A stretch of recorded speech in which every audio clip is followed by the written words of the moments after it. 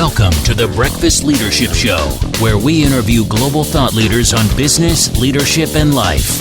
Here's your host, keynote speaker, best-selling author, and chief burnout officer of the Breakfast Leadership Network, Michael Levitt.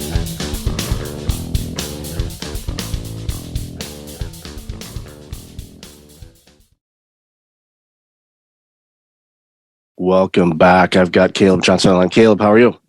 Doing well, Michael. Thanks for having me. I'm excited to be here. I'm really looking forward to this conversation. So for those that aren't familiar with your work, why don't you share a little bit about you, and then we'll dive into the conversation. Yeah, so I've been investing in real estate for the last 6 years. I started in residential for 3 years and have now been doing commercial for 3 years as well. And so we're also investing in other asset classes like short-term rentals, and we're looking at student housing and just being flexible. I think in today's economic environment, this is March, almost April of 2023. There's a lot of uncertainty. There's a lot of shifting. We've seen a big reduction in transactions in apartments and several other asset classes compared to last year. So we want to be flexible and make sure that we're open to opportunities that really help us reach our end result goal. Yeah, it's important not to have all your eggs in one basket. We've heard that phrase many times, but this is a really good example of that. And you'd mentioned commercial real estate. I know during the pandemic, especially when there was so much shifting to people working remotely, and depending on where you are in the world, some people have kind of returned, but in many areas they haven't. I'll give you a case in point. In Toronto, where I spend a good chunk of time, the downtown core, the foot traffic is still at about half of what it was before the pandemic. And it's one of those rare locations where you don't have the amount of traffic, and that's office space as well. So obviously that has a gigantic ripple effect on all kinds of different businesses, the restaurants and services and things like that catered to all of the employees that were, coming downtown to work, and not as much. So, that's when we see, unfortunately, a lot of businesses have closed in this area. And,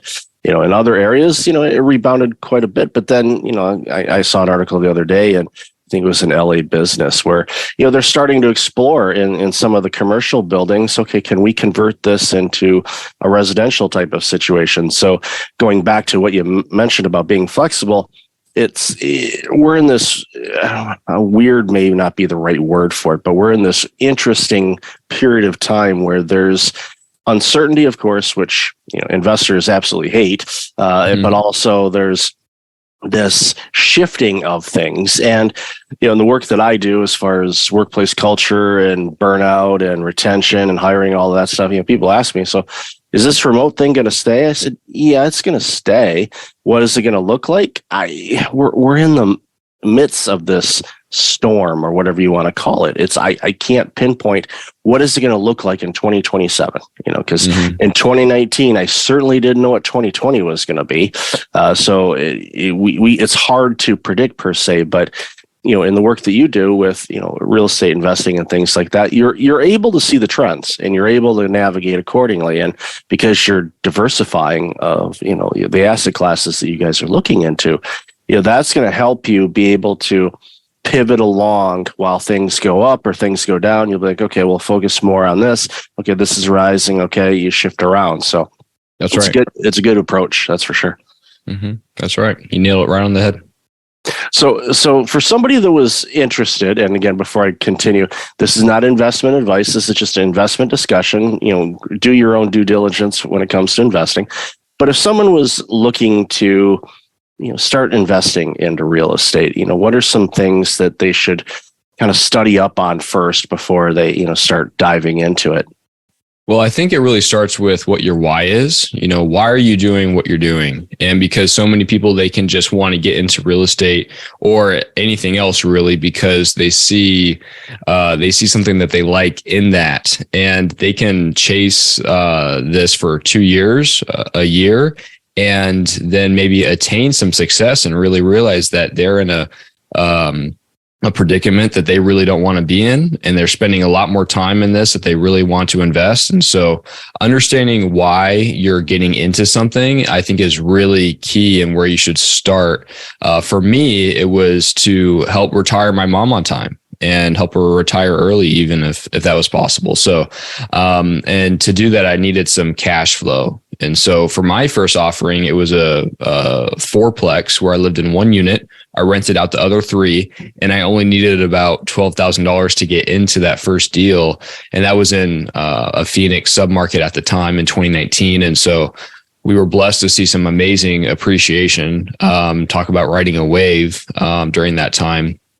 And so I think it's really important for people to start with that. And then once you understand what your why is, then kind of look at different avenues that you can go to that will get you that end result. So if you want wealth, if you want to give a big chunk of change to charity, let's just say, then maybe residential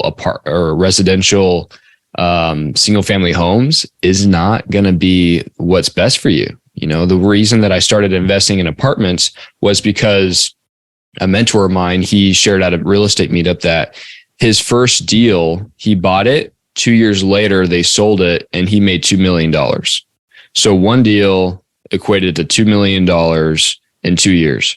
And in single family homes, that is very challenging to do, especially if you're just starting off. I mean, that takes a lot of payroll, a lot of staff that you have to work through. And so if you really want wealth generation, so a big check, then commercial is going to be able to give you that compared to single family homes. Then on the backside, if someone wants financial freedom, right, they want, let's say, $5,000 a month in passive income, then they can look at what avenues is going to get them that. Is it stocks? Is it investing passively? Or if they do have some time on their hands, maybe it is investing in single family homes where they just have a couple rentals, and that's going to generate them passive income over time. And then they can step away from their job. So that's something that we usually see in real estate investing, is that more of the single family space can give someone their time back through financial freedom, but it's not going to generate you wealth. And so if you do want that wealth creation, you'll need to look into commercial. And you mentioned Phoenix, and I was there last year at a speaking engagement and was absolutely blown away at that market's growth, and it's been astronomical. And when you got in 2019, so you've seen it, you know what's going on there, and it seems to be a focal point as a destination for people that are looking to escape, the cold, frozen tundra of the Northeast and the Midwest, but also have the opportunities and the growth. And it's exciting to be in an area that has had that type of growth, because all kinds of industries start pouring into it, whether it's tech or innovation or anything like that. And what that happens is when you have this onslaught of people that want to move there, then you need a place to live. And that's where you're going to start seeing, and we've seen it already, a lot of new builds. So there's investment opportunities and things like that as well. And that's just one area, we're seeing in other parts of the country as well. But, the Phoenix area is one that I know, and it's been on my radar for a while, just going, okay, wow, they're exploding.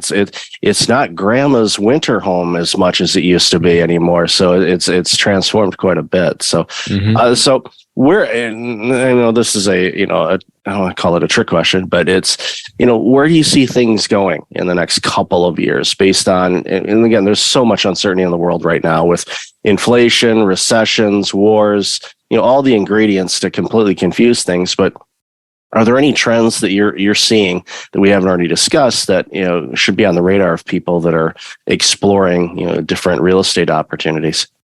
Yeah, well, I would say that just to talk about the industry that I'm in, because I see that every day, is commercial apartment buildings. And so I had a conversation with a gentleman who's been in the space for 30 plus years. He's been through 3 market cycles, and people call him the godfather of apartment investing. And what he's getting ready for is really interesting in the sense of during that really hot market, let's say for the past 2-3 years, people have been getting bridge financing. And just to explain what that is, bridge financing is supposed to bridge you in the short term to get to an end result, usually in 3 years, once you have improved your property. So it's to get you from one point where your property's not performing so well, and then it's to get you to a more stabilized point where you can get more permanent financing, permanent debt. And a lot of people got into these finance structures where in 3 years, 2-3 years, the way bridge financing works, that's when the note comes due. So you either need to sell the asset, so 2-3 years after you acquired it, or refinance into permanent financing. And where we've seen now is that people aren't able to do a cash out refinance, right? It's going to be a cash in refinance because they're not going to be able to get the interest rate, and the market's just shifted. So their property is not going to be appraised for what they think it's going to be appraised for. And that's going to put a lot of people into hot water. And we're already seeing this now where people are needing to sell because their financial terms are coming due. And so what this gentleman explained to me was in 2023, it'll probably be like Jiffy Pop. So if you guys know, you have Jiffy Pop on top of a stove, and there's kind of a little pop here, a little pop there, a little pop there, and that's a deal. So one there, one there, one there. And then 2024 and 2025, it's going to be popping all over the place. There's going to be all these opportunities coming available because people got into these financial situations and structures where they really put a lot of pressure on themselves to perform. And now that the market's not there, they just won't be able to meet those projections. So, which is unfortunate. We don't want to see people go through those financial difficulties. And at the same time, that is what makes the wealthy the wealthy. Warren Buffett has an interesting quote where whenever people are scared, that's when you want to start investing. And then when everyone's investing, that's when you want to be fearful and more reserved.